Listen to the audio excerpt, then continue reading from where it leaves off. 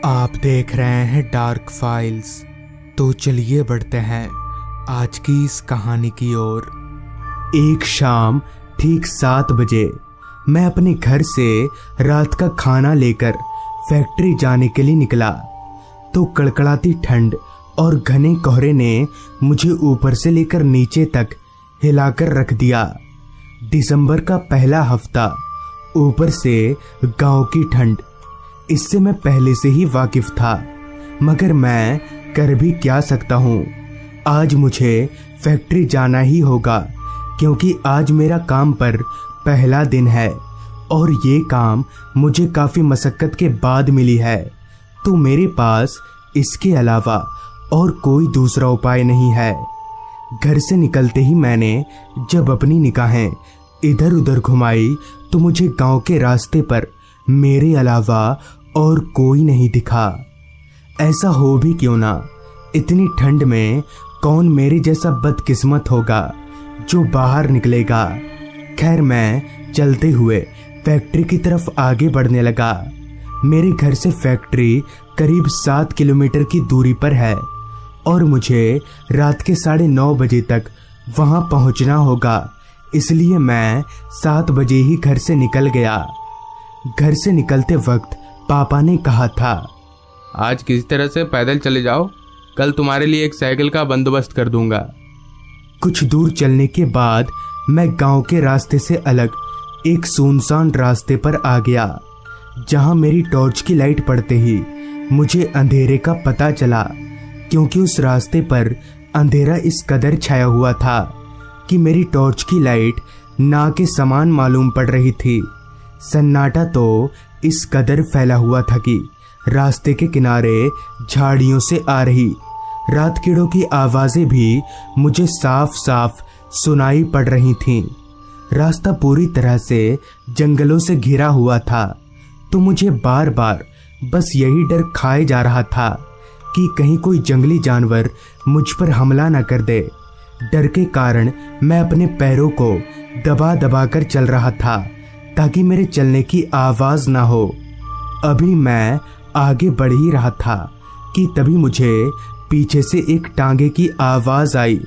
उस आवाज को सुनकर मैंने जब पीछे पलटकर देखा तो तांगा चलकर मेरी ओर आ रहा था। उस तांगे को देखकर मैं रास्ते के किनारे खड़ा हो गया और मन ही मन में बोला, पैदल जाने से तो अच्छा है कि मैं इस तांगे वाले से सहायता मांग लूं। ये सोचते ही मैंने हाथ दिखाकर उस तांगे वाले को रोकने का इशारा किया, तो वो तांगा ठीक मेरे सामने आकर रुका। तांगे के रुकते ही तांगा चला रहे एक बुजुर्ग आदमी ने मुझसे कहा, कहाँ जाना है बाबू साहब आपको?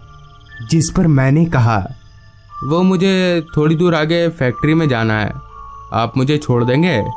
इस पर उस आदमी ने हंसते हुए कहा, बिना पैसों के तो मैं किसी को भी नहीं बिठाता, 2 रुपया लगेंगे।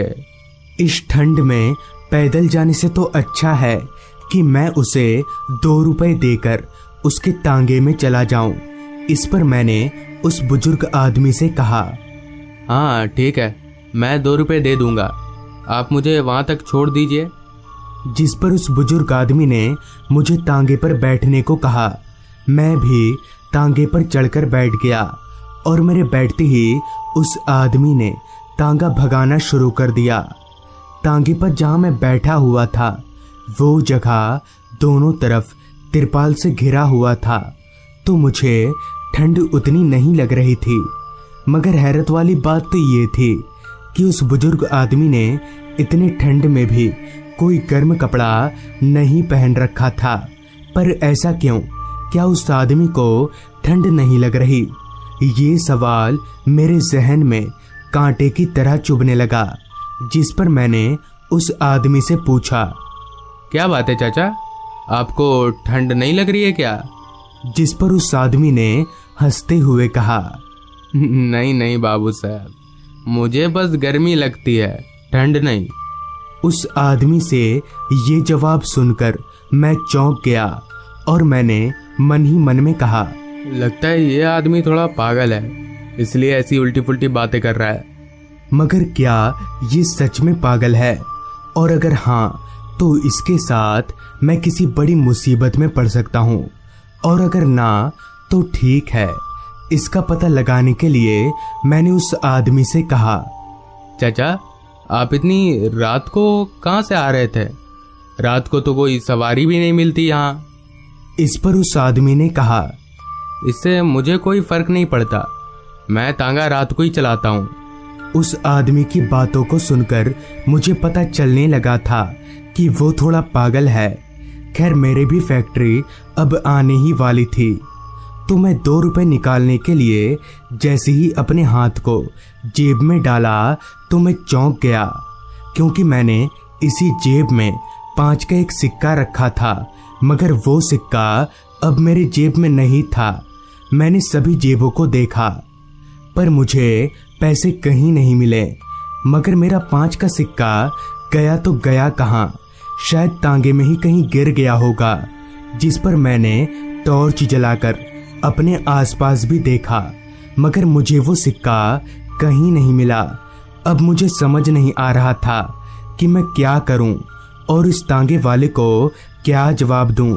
इसने तो मुझे पहले ही कह दिया था और ये अब बिना पैसे लिए मानेगा नहीं।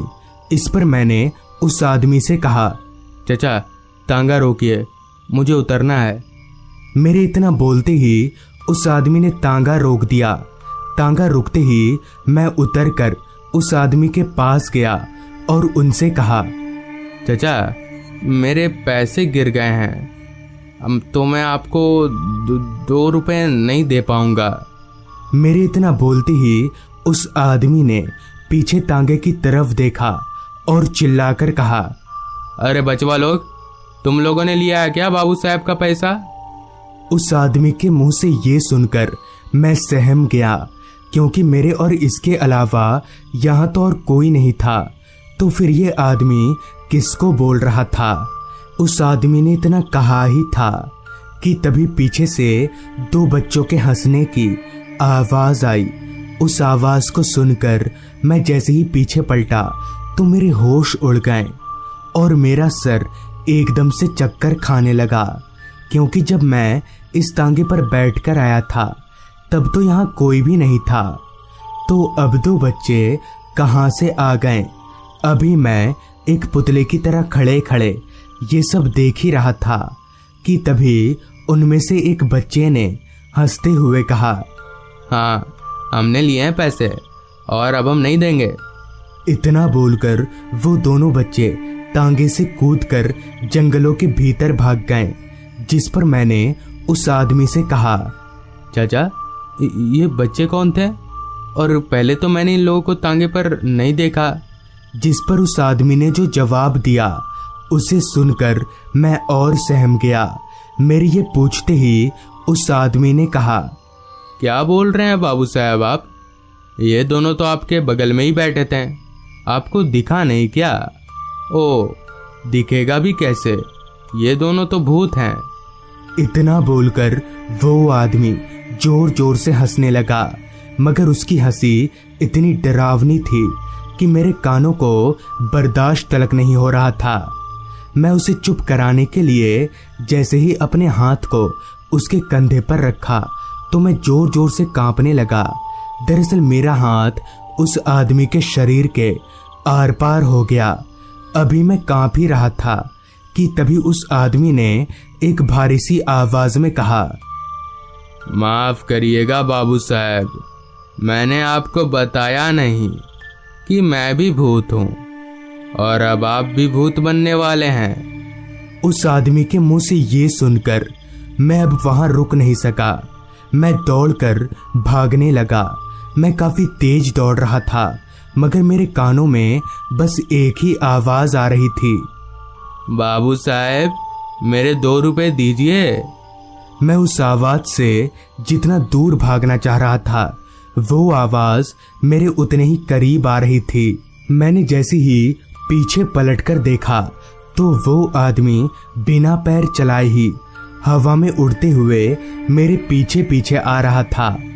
इससे पहले कि मैं काफी दूर भाग पाऊं तभी उस भूत ने पीछे से मेरा गला पकड़ लिया और मुझे उल्टी दिशा में घसीटने लगा। अब मैं अपने आप को मरा हुआ मान चुका था और उस आदमी का भी चेहरा पूरी तरह से बदल चुका था। अभी वो भूत मुझे घसीटकर जंगल के अंदर ले जाने ही वाला था। तभी वहां फैक्ट्री के 2-3 कर्मचारी आ गए, जिन्हें देखकर वो भूत हवा में धुआं हो गया। तो उस तरह से उस रात मेरी जान बच गई। मगर आज भी वो आवाज, बाबू साहब मेरे 2 रुपए दीजिए, मेरे कानों में आज तक गूंजती है। तो दोस्तों, ये थी आज की कहानी। अगर आपको ये कहानी अच्छी लगी हो तो चैनल को जरूर सब्सक्राइब करें। तो मैं आर्यन जल्द ही मिलूंगा आपसे ऐसी ही एक कहानी के साथ। दोस्तों, मैं यानी कमलेश आज आपको जो कहानी सुनाने जा रहा हूं, हो सकता है उस पर आप लोगों को विश्वास ना हो, मगर यकीन मानिए इस घटना को याद करके मेरे रोंगटे तक कांपने लगते हैं। और शायद ये कहानी सुनने के बाद आपका भी यही हाल हो। खैर, दरअसल हुआ कुछ यूं था। उस रोज मैं अपने मामा के घर में गर्मियों की छुट्टियां बिता रहा था। शायद वो मेरी तीसरी रात थी जब मैं, मामा जी और उनका बेटा प्रिंस, हम लोग घर के बाहर बने चबूतरे पर बैठकर नेचुरल ठंडी हवा का लुत्फ उठा रहे थे। तभी प्रिंस ने मामा जी से कहा, पापा कोई कहानी सुनाइए ना। इस पर मामा जी ने कहा, नहीं, फिर तू डरेगा रात को। इसके बाद भी जब प्रिंस नहीं माना और जिद करने लगा, तब मामा जी ने कहा, अच्छा ठीक है, सुनो कमलेश, तुम भी सुनो। हमारे घर के बगल में जो छोटा सा घर है ना, उसी की कहानी है। आगे मामा जी ने बताया, ये बात आज से करीब 25-30 साल पुरानी होगी। तब भी शायद गर्मियों का ही मौसम चल रहा था।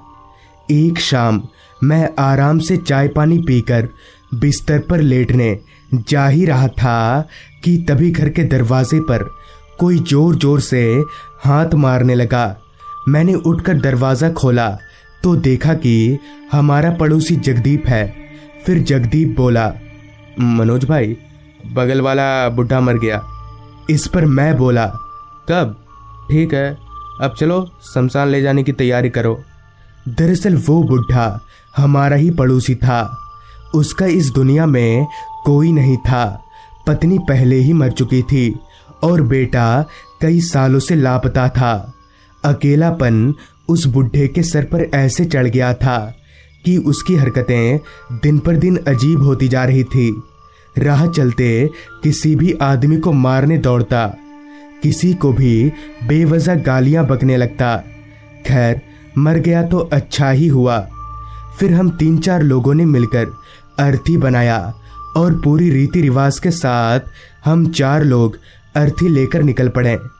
वैसे कल सुबह ले जाने से भी होता, पर रात भर लाश के पास कौन बैठेगा, यही सोचकर हम लोग शाम के अंधेरे में ही निकल गए। मैंने अर्थी को सामने की ओर से कंधा दिया था, मतलब जिधर उस बुढ़े का सर था। चलते चलते मैंने एक नज़र आसमान की ओर देखा। काले बादलों ने आसमान को चारों तरफ से घेर लिया था। बीच बीच में बादलों की गर्जन पूरे फिजा में गूंज जाती। तभी मेरे बगल में चल रहे जगदीप ने कहा, भाइयों थोड़ा जल्दी चलो, देखो बारिश आने वाली है। जगदीप ने अभी इतना कहा ही था कि तभी मैंने जिस हाथ से अर्थी को पकड़ा हुआ था, उसी हाथ को किसी ने एकदम से पकड़ लिया। वो हाथ बर्फ की तरह ठंडा था। मैंने ठिठक कर अपना हाथ छुड़ाने की कोशिश की और छुड़ा भी लिया। मुझे लगा शायद अकड़न की वजह से लाश के बदन में हरकत हुआ होगा। यही सोचकर मैंने बात को हवा में उड़ा दिया। अगर बाकियों को बताता तो खामखा वो लोग भी डर जाते। कुछ देर ऐसे ही चलने पर हम लोग शमशान पहुंचे। जैसे ही हम लोग शमशान में दाखिल हुए कि अचानक ही बहुत तेज बारिश आ गई। शमशान में बने एक शेड के नीचे हमने लाश को रखा और खुद भी वहीं खड़े हो गए। उस घने अंधेरे में रोशनी का एकमात्र जरिया शेड की खुट्टी पर टंगी एक लालटेन ही थी। वो भी तेज हवाओं में जूझ रही थी। टीन के शेड पर टिपटिपाती बारिश की मोटी बूंदों के अलावा और कोई आवाज मेरे कानों में आ नहीं रही थी। बहुत देर तक इंतजार करने के बाद भी जब बारिश नहीं रुकी तो मेरे और जगदीप के अलावा और जो 2 लोग आए थे उन्होंने कहा, तुम दोनों यहीं रुको, हम लकड़ी का इंतजाम करते हैं। और इतना बोलकर वो दोनों भींगते भींगते ही वहां से चले गए। बारिश हर पल बढ़ती ही जा रही थी। मेरे और जगदीप के अलावा अब आसपास कोई जिंदा इंसान नहीं था। अभी हम लोग वहां खड़े खड़े इधर उधर देख ही रहे थे। तभी जगदीप ने एक दबी सी घबराई हुई आवाज में कहा, मनोज ये लाश हिल क्यों रही है? जगदीप की बात सुनकर उस माहौल में शायद एक बार के लिए कोई भी डर जाता, मगर मैं नहीं डरा। मैं उस धुंधली सी रोशनी में नजरें गड़ाकर उस कफन में लिपटे उस लाश को देखने लगा। लेकिन सब कुछ तो सामान्य ही था। ना तो वो लाश हिल रही थी और न ही कुछ ऐसा वैसा था। सारा कुछ देखने के बाद मैंने जगदीप से कहा, नहीं तो कहाँ लाश हिल रही है? दारू वारू पी कर आया क्या? मेरी इस बात पर जगदीप कुछ बोलने जा ही रहा था कि तभी तेज हवा के झोंके से काफी देर से फड़फड़ाती लालटेन की लौ अचानक से बुझ गई।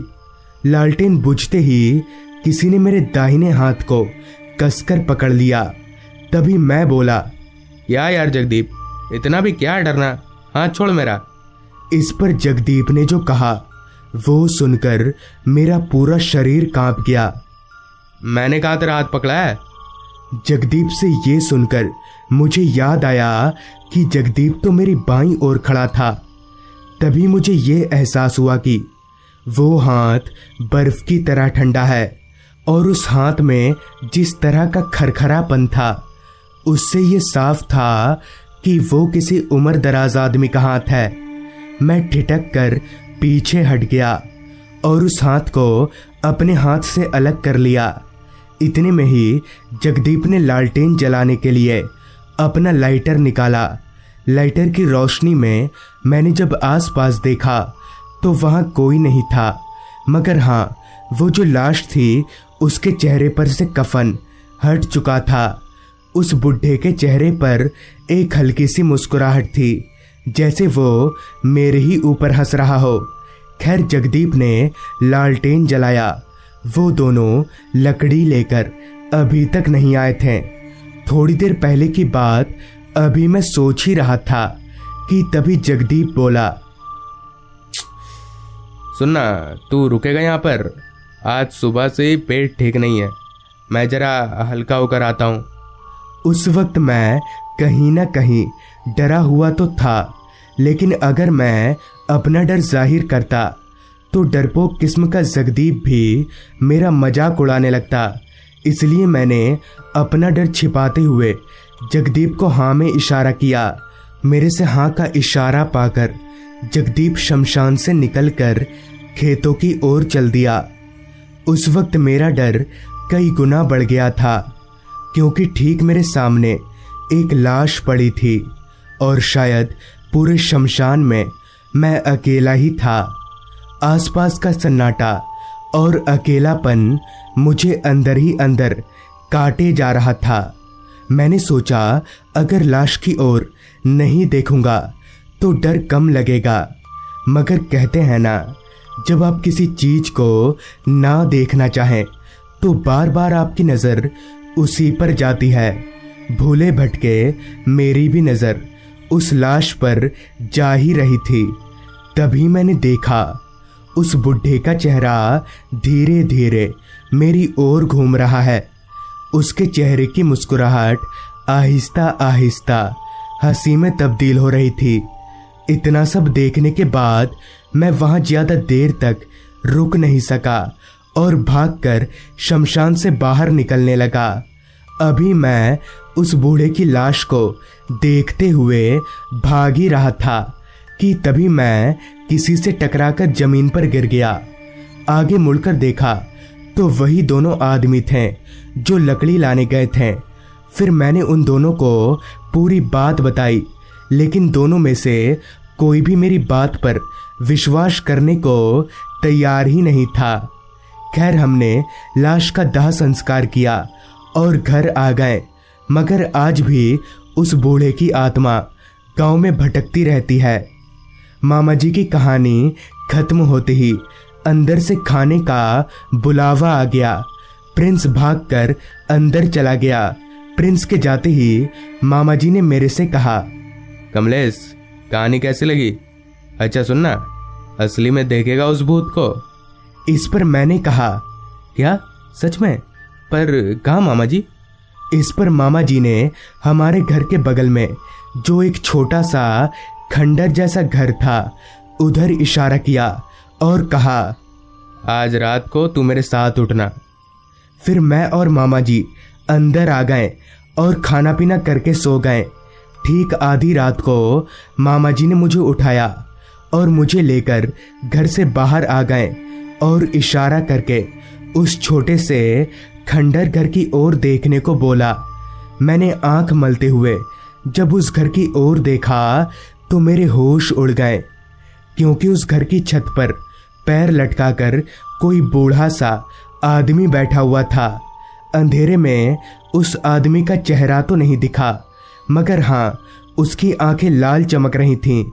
फिर तुरंत ही मामा जी ने मुझे अंदर लेकर आ गए। मैं ये सब देखकर बहुत डर गया और फिर कभी भी अपने मामा के घर नहीं गया। तो दोस्तों, ये थी कमलेश जी की भेजी गई कहानी। अगर आपके पास भी ऐसी ही कोई कहानियां हैं तो हमारे साथ जरूर शेयर करें। तो मैं आर्यन जल्द ही मिलूंगा आपसे ऐसी ही एक कहानी के साथ।